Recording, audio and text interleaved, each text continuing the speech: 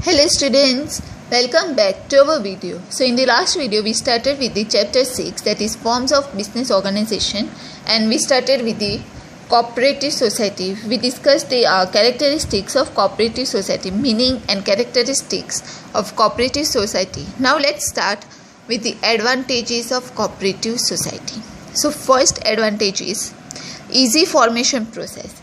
You all know that we discussed that in a characteristic of cooperative society, that no lengthy legal formalities are required for the formation of cooperative society.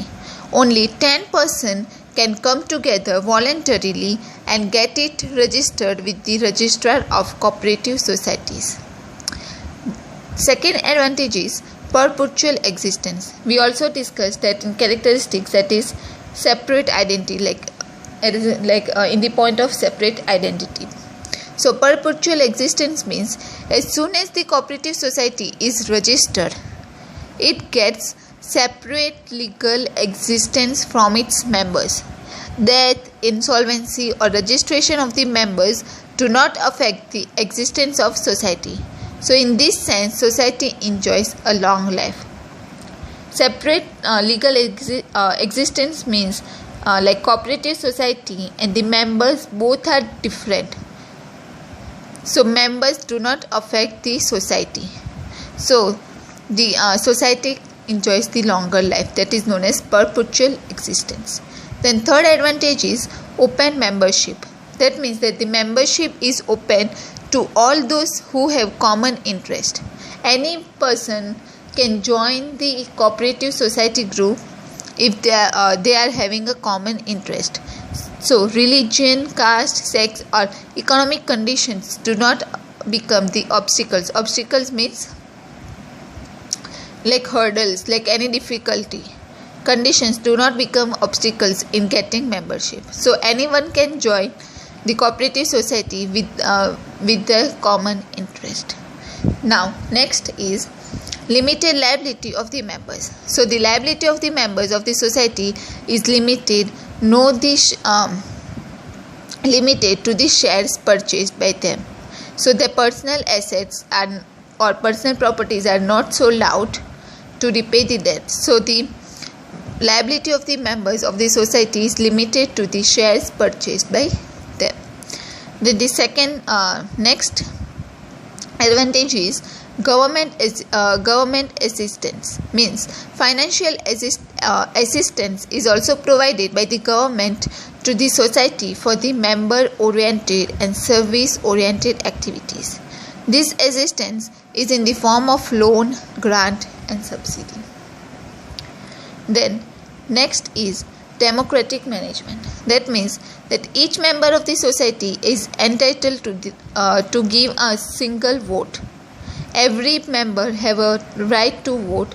Every person, one member, one vote. So entitled to give a single vote per person, and decisions are taken by majority. Every member has a right to contest election, to cast vote, to participate in the discussion and to elect the representatives.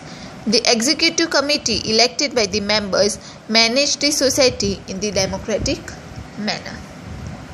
So every member of the group or every member of the society has a right to vote, take part in the discussion and elect the representatives. Then the next advantage is less administrative expenses. That means that the cooperative society is based on the principle of thrift. That means that honorary services of members is available in the management. Management is also economical and advertisement expenses is not incurred. So less administrative expenses is required for the cooperative society. Then next is special class of customers. That means that mostly the members are the customers. Members are specific and goods are also sold only to them.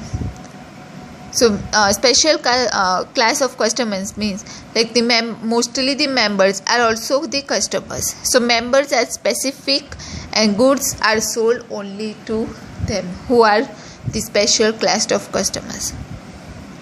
Then The next is strong competitors against the trading institutions. That means that sometimes trading institutions, in lure of more profit, in lure of means like to take the advantage of more profit, indulge in adulteration, cheating, black marketing, etc.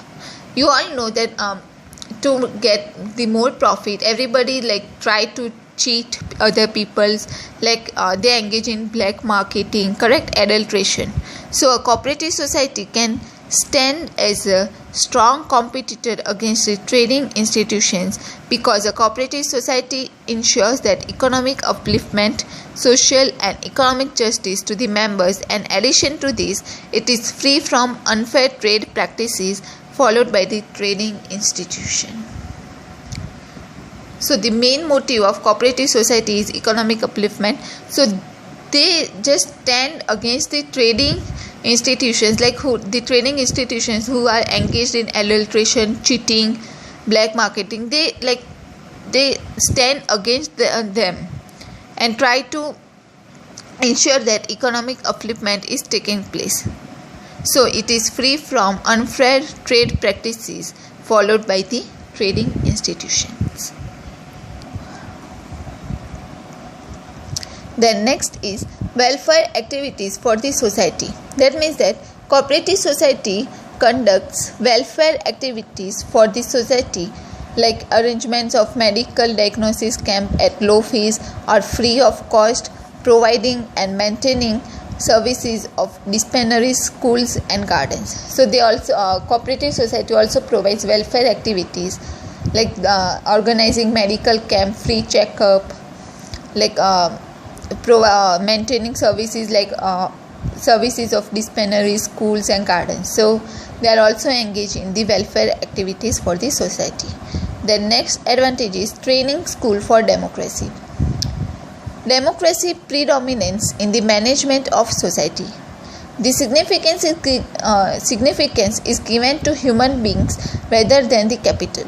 So democracy remains alive as the significance of the members is maintained. Thus, cooperative society is the training school for providing education of the ideal principles of democratic management. So, the cooperative society give more importance to the human being, not to the capital, not to the money. So, in that case, democracy remains alive, means democracy is maintained.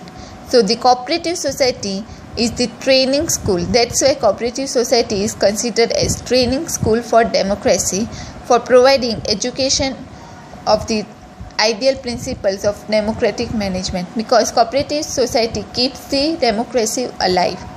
That's why cooperative society is considered that cooperative society is the training school of democracy. Then, and the last advantage is economic upliftment and the growth of the members. Cooperative society gives important contribution towards the growth of its members. For example, consumers cooperative societies supply day-to-day quality consumable products at fair price, prevents economic exploitations of customers by middlemen.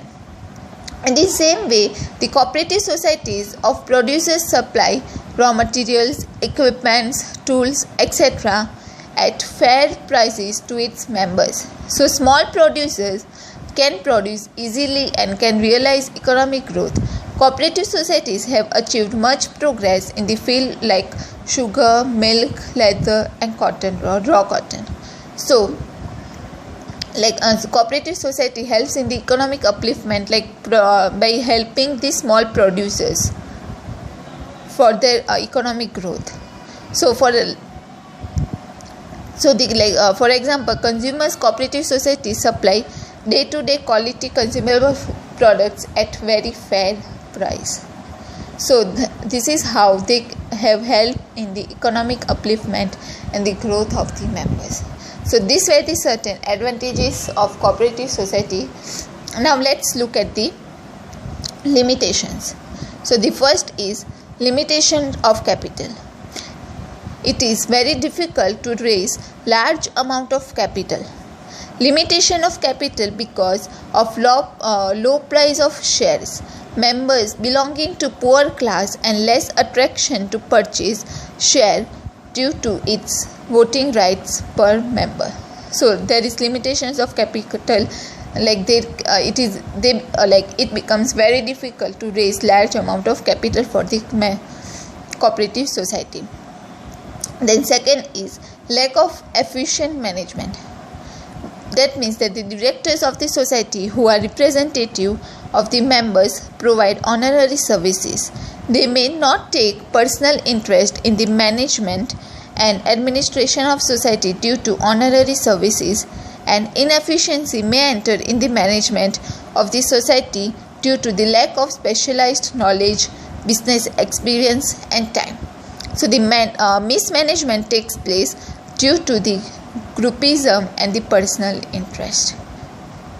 So this is how the lack of efficient management, the representative does not take a keen interest for the administration and the management of the society.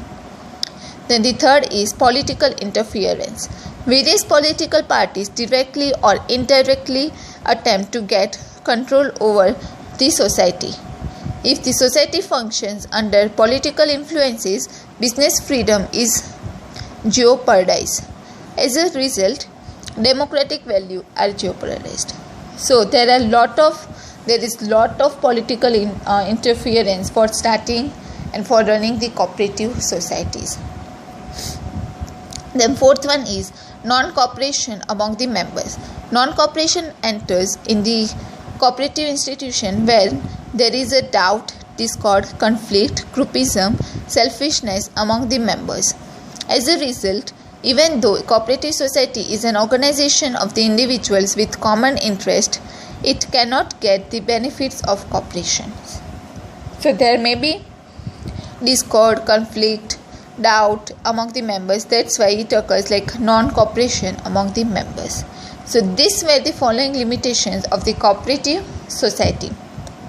So now we are going to stop here. In the next video we would be continuing with the next second form of organization, that is joint stock company. And if you have any questions or any doubts, please feel free to comment below the video. Thank you.